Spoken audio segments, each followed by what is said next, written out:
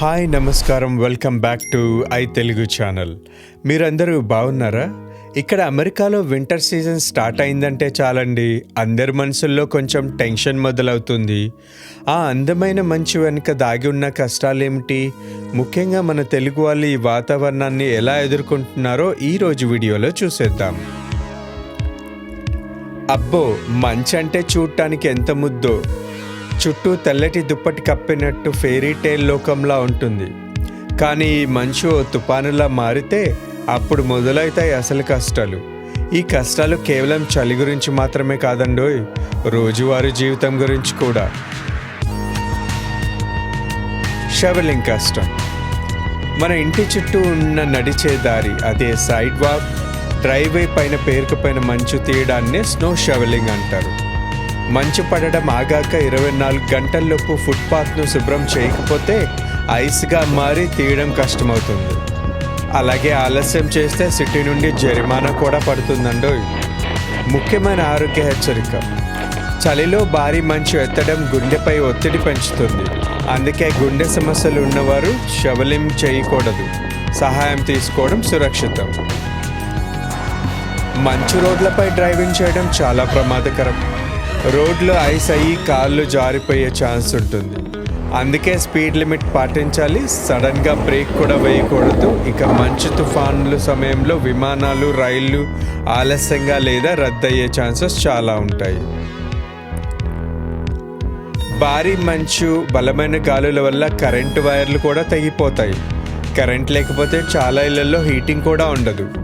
ఇంకో పెద్ద కష్టం, నీళ్ళ పైపులు గడ్డ కట్టాయి అంటే ఇల్లు మొత్తం పాడైపోతుంది. మంచు కురిసే ముందు రోజు అందరూ గ్రోసరీ స్టోర్స్కి వెళ్ళి అన్నీ కొనేస్తారు. అందుకే అన్నీ ఖాళీ అయిపోతాయి. బయటికి వెళ్ళడానికి ఎన్ని లేయర్స్ బట్టలు వేసుకోవాలో ఆ కోట్లు, బూట్లు వేసుకోవడం కూడా ఒక పెద్ద ప్రాసెస్.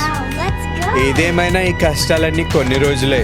ఈ వింటర్ని సురక్షితంగా, సౌకర్యవంతంగా ఎంజాయ్ చేయాలంటే కొన్ని ముఖ్యమైన చిట్కాలు పాటించాల్సిందే. అందులో మొదటిది లేయరింగ్ దుస్తులు. ఒక మందపాటి కోటు కంటే 3 లేదా 4 పలుచని షర్ట్లు, స్వెటర్లు వేసుకోవడం ఉత్తమం. ఇది శరీర వేడిని లోపలే లాక్ చేస్తుంది. రెండోది కార్ ప్రిపరేషన్. వింటర్ రాకముందే మీ కార్లకు మంచి వింటర్ టైర్లను అమర్చుకోండి. అలాగే కారులో ఎప్పుడూ ఐస్ స్క్రేపర్, జంప్ స్టార్టర్ కేబుల్స్ను ఉంచుకోవడం చాలా అవసరం. పైపుల రక్షణ, ఫ్రోజన్ పైప్ ప్రివెన్షన్. ఉష్ణోగ్రతలు మైనస్లో పడిపోయినప్పుడు, ముఖ్యంగా 20 డిగ్రీల ఫారెన్హీట్ లేదా -6.6 డిగ్రీల సెల్సియస్ కంటే తక్కువ అవుతే మీ సింక్ ట్యాప్ని కొద్దిగా తెరిచి ఉండడం ద్వారా నీరు నిల్వ ఉండకుండా జాగ్రత్త పడవచ్చు. నాలుగోది ఎమర్జెన్సీ కిట్.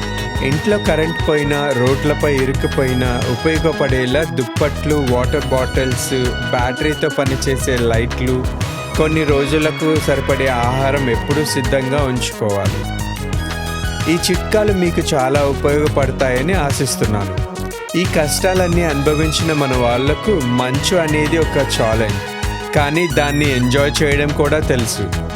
మీరేమైనా కొత్త చిట్కాలు ఫాలో అవుతుంటే ఈ కింది కామెంట్స్లో మీ అనుభవాన్ని షేర్ చేసుకోండి. ఇంకో మంచి వీడియోతో మళ్ళీ కలుద్దాం. బాయ్.